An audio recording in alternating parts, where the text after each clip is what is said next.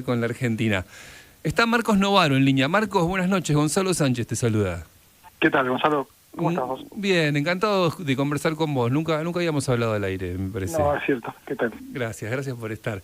No, Marcos, tratando de entender la lectura lineal que uno hace, digamos, a primera vista, por encima de los titulares, es que si finalmente la Corte falla a favor de que la presencialidad suceda y las escuelas estén abiertas, sería una victoria política rotunda para Horacio Rodríguez Larreta, pero sobre todo una derrota muy fuerte, no sé si para Alberto Fernández, para el gobierno. Quisiera que me ayudes a hacer una lectura de esto. Mirá, bueno, sí, en principio parece que la situación va a favorecer a Larreta, pero creo que hace bien en no tener una actitud triunfalista, porque todo va a ser muy complicado y el conflicto va a ser muy largo. Esto es una guerra que va a seguir, digamos, y se van quemando puentes, ¿no? Y además el gobierno, aún perdiendo, siempre gana, ¿no? Porque, digamos, ¿cuál es el objetivo? Y eso desde el principio estaba claro, digamos, es poder decir que los muertos son de Larreta, ¿no? Y eso ahora, con el aval de los jueces van a decir, y los muertos son nada más de la Corte Suprema, ¿no? Claro. Ese es el objetivo. Eso fue desde el principio así, ¿no? O sea, los muertos son por los runners, por los chetos, por los que viajaban, por la clase media que se va a vacunar a Miami. O sea, siempre son, digamos, este es un gobierno que no trata de resolver los problemas, trata de encontrar el culpable para la falta de solución. Y me parece que toda esta estrategia ha sido una estrategia bastante simulada de voy a cuidarlos, porque en realidad, aun cuando se cierran las escuelas, la verdad no hay ninguna estrategia focalizada para contener los contagios, digamos, ¿no? Eso claro. No hay, pues no hubo el año pasado y tampoco hay ahora. Y saben que, digamos, que los contagios van a seguir, las muertes van a seguir. Entonces, de lo que se trata es de simular que ellos hacen algo, que ellos nos cuidan, y hay otra gente que no nos cuida. ¿Que quién es? La derecha, los que les importa la economía, los ricos, Larreta, digamos, ¿no? Y me parece que en eso se van a salir con la suya. Entonces, no hay que pensar que es una gran derrota, digamos, ¿no? Para la estrategia que ellos persiguen y que tiene su lógica, las cosas van bien, por decir así, digamos, ¿no? Claro, es curioso esto que decís. Aún en la derrota, entre comillas, van a encontrar una manera de involucrarlo en esta retórica, ¿no?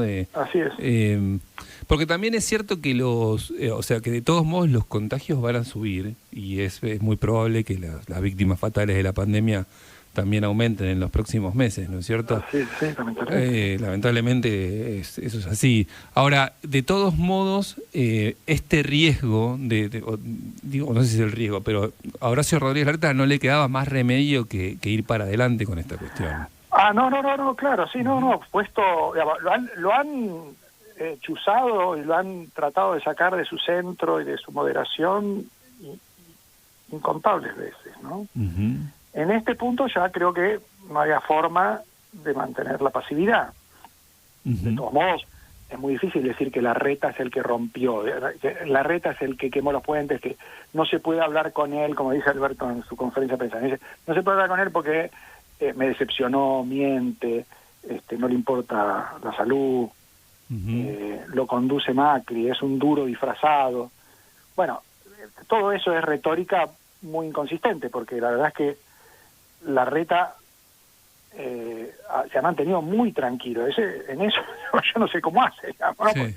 La verdad, en eso es admirable su paciencia. Ahora, la verdad que sí, su estrategia de cooperación se ha agotado porque la radicalización es inevitable, ¿no? O sea, el kirchnerismo no puede mantenerse en el centro político. Puede simular el centro, puede ponerlo Alberto Fernández de más carne proa, puede hacer una serie de rituales de moderación, pero la verdad es que es un proyecto que no puede contener su radicalización. Eso ya lo vimos, no tiene por qué sorprendernos, y no hay por qué sorprenderse de lo que viene a continuación. O sea, no hay por qué esperar que esto vaya a cambiar. No va a haber acuerdo con el fondo ahora y tampoco va a haber después de octubre. No hay negociación con la oposición ahora y tampoco va a haber después. O sea, es un proyecto que esencialmente va a depender de la radicalización, de generar un conflicto donde ellos se abroquelan y a todos los que están desprotegidos les ofrece un bálsamo, ¿no? Decir, bueno, no te doy vacuna, pero por lo menos te doy un IFE para que sobrevives. Sí. Y con eso alcanza, y tiene su lógica para buena parte de la gente que tiene pavor al desamparo, a perderlo todo. Y bueno, por lo menos hay un gobierno que algo le ofrece, digamos, ¿no? Bueno, como es algo cada vez más decepcionante, necesita de la polarización para que eso no sea una cosa que rompa el pacto, ¿no? Que a los votantes bonaerenses, cuando yo les cierro las escuelas, les tengo que poder decir, por lo menos te dejo ir a la salada, ¿no? Claro. Por lo menos te dejo que sigas haciendo tu actividad informal para que sobrevivas y te doy algún subsidio más. Escuela no, porque doy por supuesto que la escuela a vos no te importa, le importa en todo caso la clase media. Claro. O sea, es una actitud despectiva, despreciativa y degradante que nos empobrece a todos, Sí, pero que reproduce una base social, ¿no? Hasta cierto punto, ¿no? En algún momento, digamos, no es cierto que no es cierto que a la gente humilde no le importe la educación. No, digamos, también, ¿no? también se han visto reclamos en la puerta de los municipios del conurbano. Exactamente, ¿no? Ahí está donde empieza a hacer agua toda esta idea de yo quiebro la sociedad, la ajusto socialmente, produzco una emigración de los capaces y me quedo con los que no quieren el mérito, no quieren el esfuerzo, porque sobreviven de mi mano. Eso, digamos, no es que funciona tan bien, ¿no? Genera demasiada tensión porque la verdad que no es que a la sociedad argentina le da lo mismo ser Venezuela que ser Uruguay. Ya sabemos que volver a ser parecido a Uruguay es muy difícil, digamos, ¿no? Pero no es que ha desaparecido la promesa de que podemos ser una sociedad medianamente integrada. Sí. Igual, y también me hacía preguntas, me quedó, digamos, dando vuelta la idea la semana pasada, hablando con Eduardo Van der Koy, sobre la idea de un presidente muy debilitado. Esto venimos hablando de manera muy, muy recurrente. Hoy veo los títulos que de repente anuncia Clarín. El gobierno, el gabinete suspendió funciones y todos se pusieron a colaborar con el presidente en esta contienda, digamos, Claro. Digo, Claro. ¿dónde queda, claro, que hoy a la mañana mandan a Zanini y mandan a Bisotti a meterse en la justicia federal para ver cómo hacemos? ¿Dónde queda la imagen de Alberto Fernández después de haber puesto cuarta, quinta, de haberse como, digamos, incinerado delante de todos diciendo que él tomó la decisión sin consultar a nadie? ¿Y ahora dónde queda? ¿A dónde va con esto? Bueno, sí, es una buena pregunta. Yo creo que de todos modos no sobreestimemos la debilidad de este gobierno. Sí. ¿No? O sea, yo entiendo todo lo que vos decís y es un poco el panorama que uno ve, pero hay mucho en el periodismo la tentación de decir, bueno, esto no puede durar, esto se cae. No es así. No es así. No es tan así.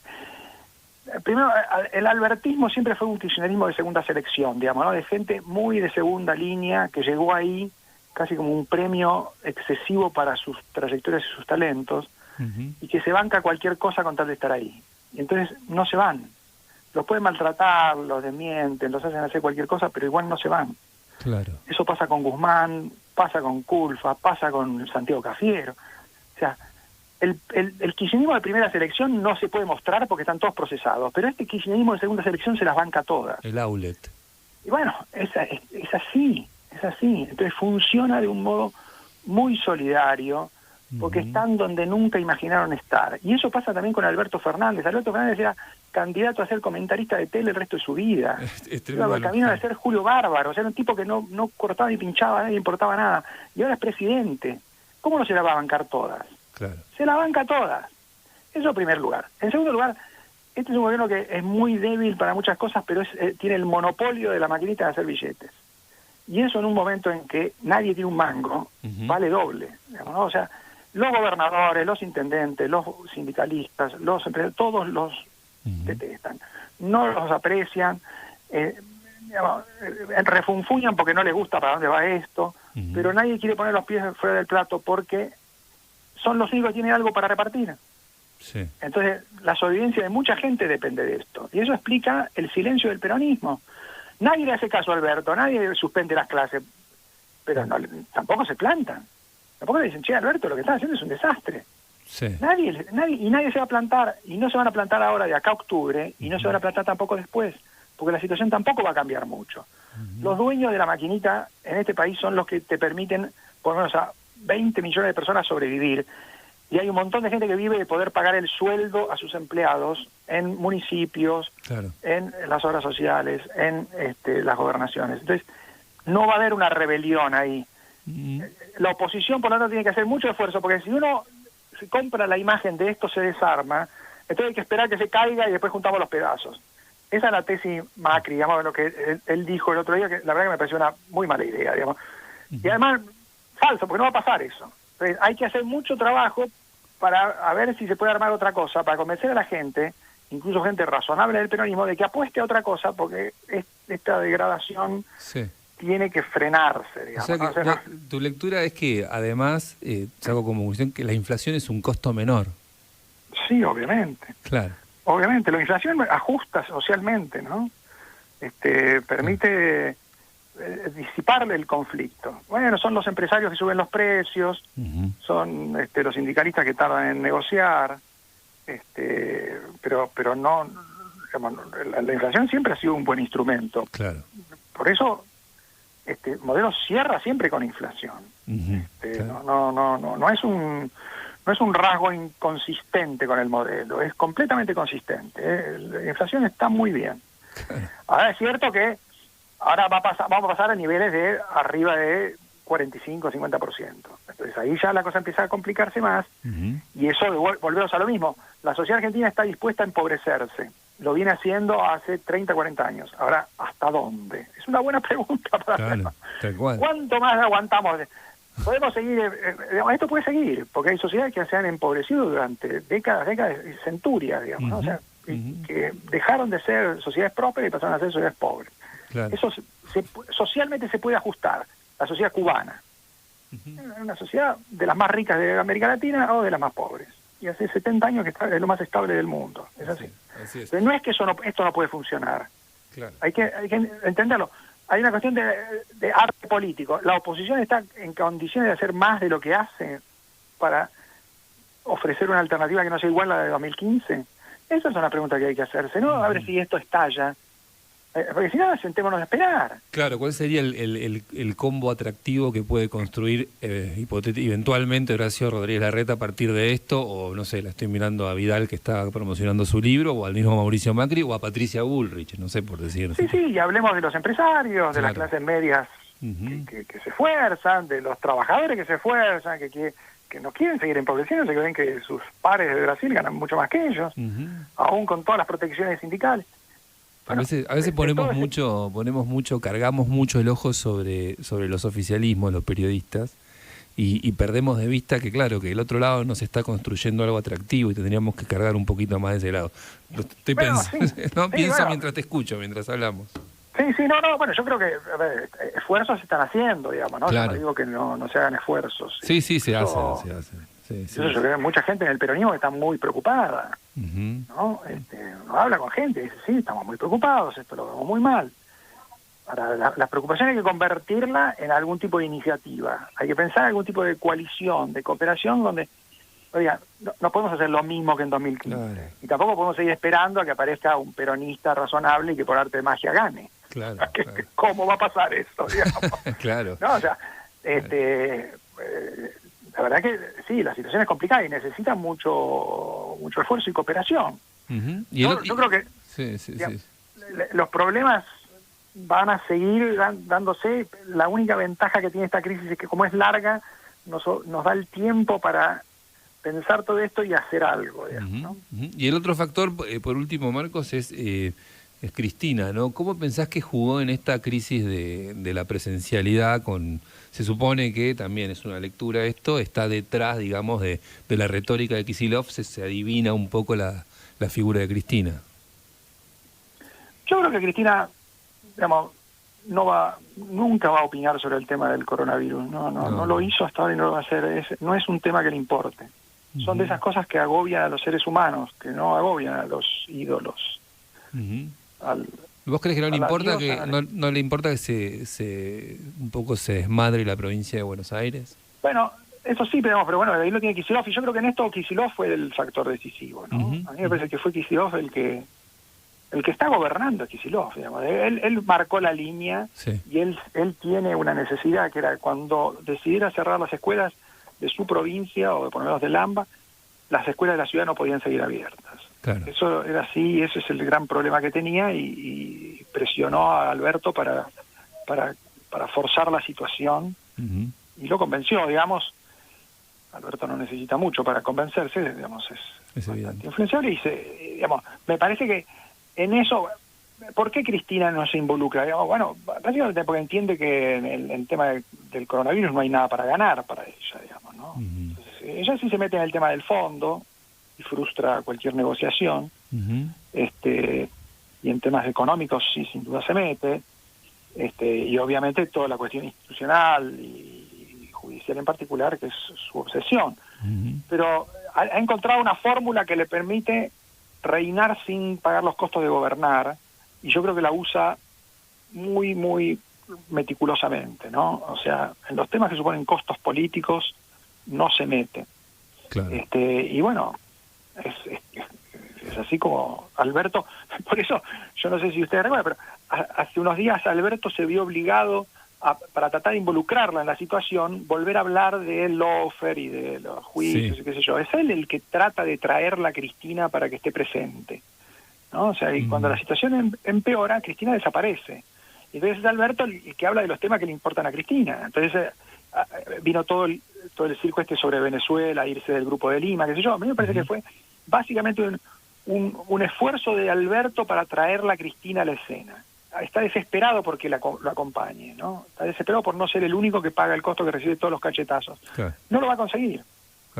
Y una más te hago, y ya te suelto, Marcos. Por último, finalmente está la Corte Suprema como un factor decisivo de esta semana, que también para la Corte se abre alguna especie de ventana de oportunidad.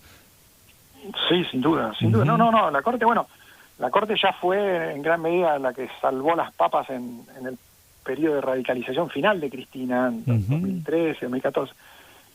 Y puede que vuelva a cumplir una función en ese sentido, ¿no? La verdad que, bueno, por eso hay esperanza para Argentina. No es que no se pueda hacer nada, digamos, ¿no? O sea, no es que este país no tiene salida. Hay esperanza porque hay recursos, hay instituciones, hay actores. ¿Qué intuís que puede...? Hoy se declaró competente por la cuestión de las escuelas. ¿Puede definir la semana?